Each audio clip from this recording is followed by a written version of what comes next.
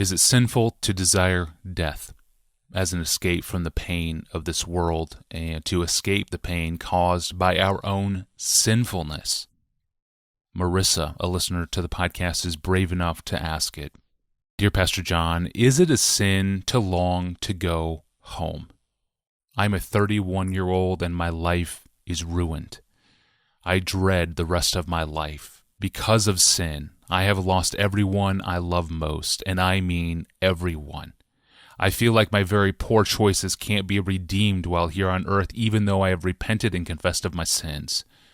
I am terrified of what awaits me, including having to remain single until I die because of an ensuing divorce that I don't want, but did cause, and never having the blessing of forming a family. Is it a sin to want to go home and to be with Jesus? Your teachings are among the few things that keep me going. Pastor John, what would you say to Marissa? Marissa, let me give what I think is a clear biblical answer in general to your question, and then circle around to your situation in particular with some, I pray, hopeful words. The biblical answer in general is that it is not a sin to long for heaven and for the presence of Christ with a sense of aching dismay over the sin and sorrows of this world and of our own lives. In fact, I would say that the more one knows of the real condition of this world, and the more one grieves over the remaining corruption of our own hearts, the more natural it is to long for heaven and Christ. Oh, that day when freed from sinning, I shall see his lovely face, full arrayed in blood-washed linen. How I'll sing his sovereign grace. Come, come, my Lord, no longer tarry.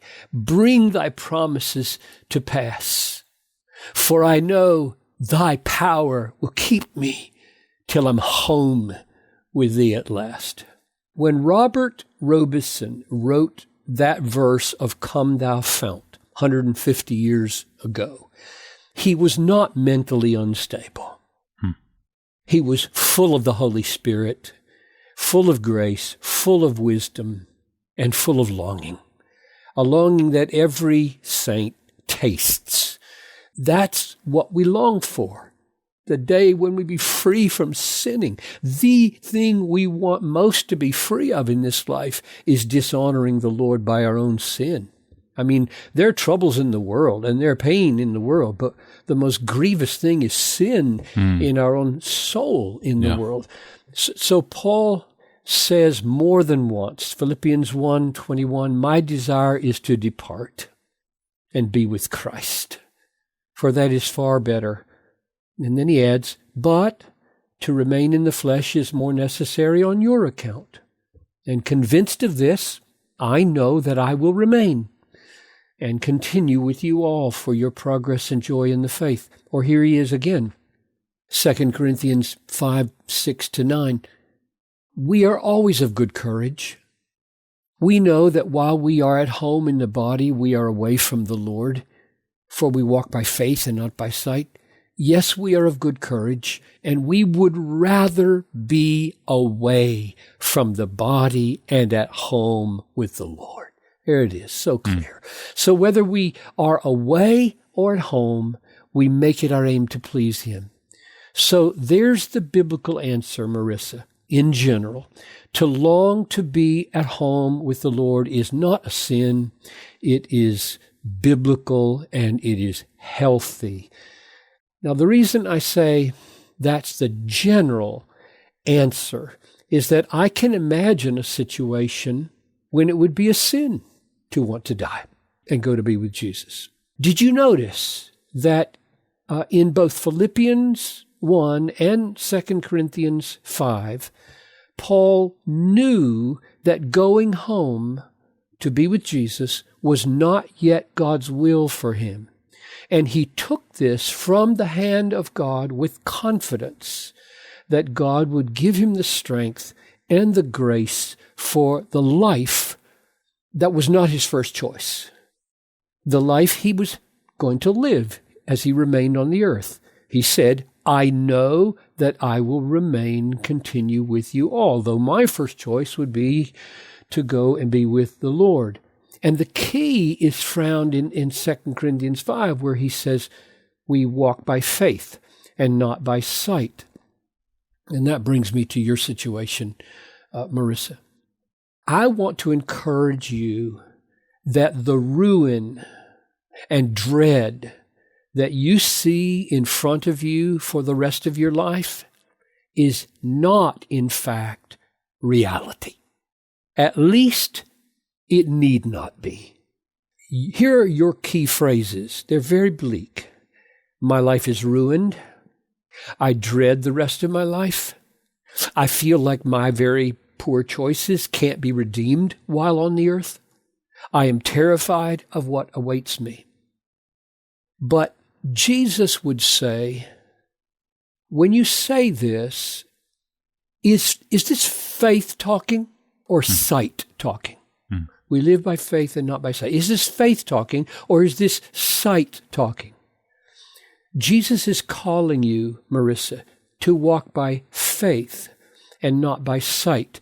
I agree. From what you can see with the eyes of your head, from what you can see, the future looks hopeless, dreadful, terrifying, unredeemable. That's true. It does.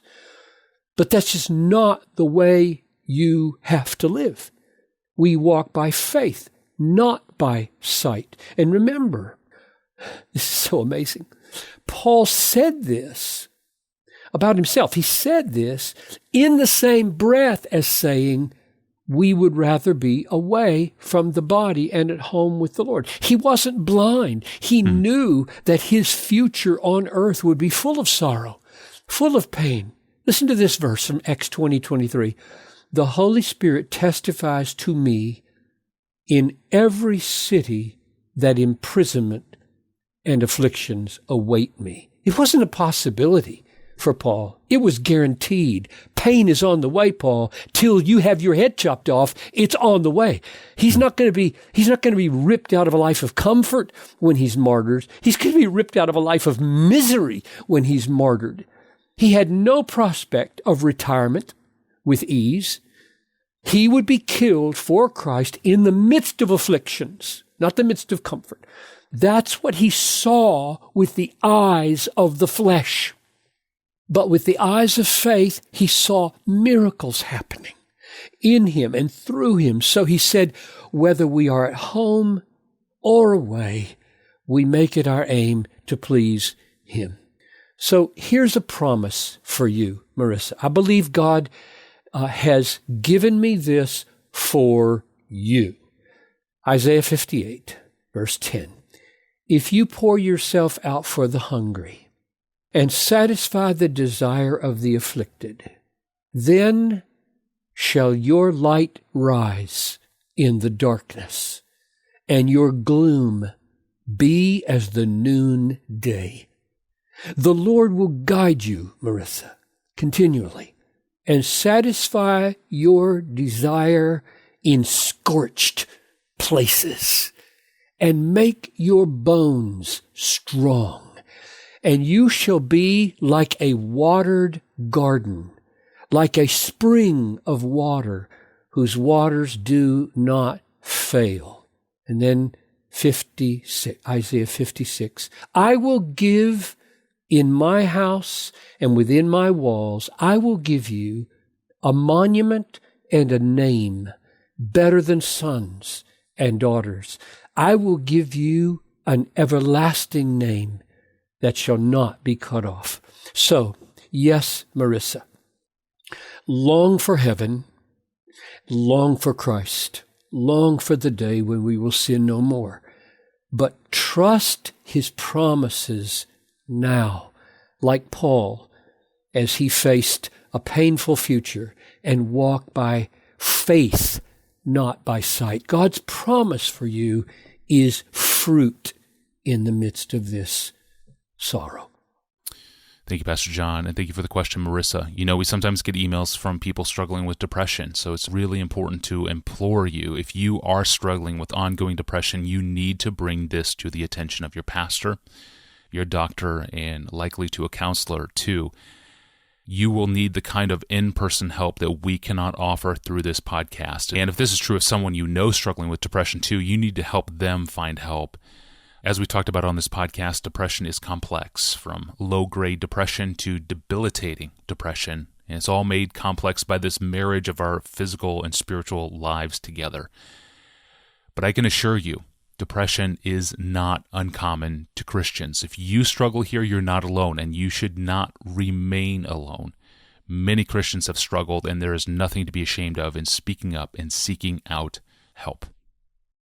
Well, Wednesday, we return to take up one of the increasingly common questions faced by pastors, and that is when a gay couple is converted and regenerated, or even if one partner is and he or she needs wisdom on how to proceed in thinking about their living arrangements. What should be done? What counsel should be offered by the pastor?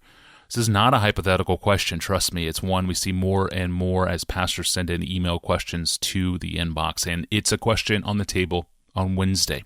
I'm your host, Tony Ranke. We'll see you then.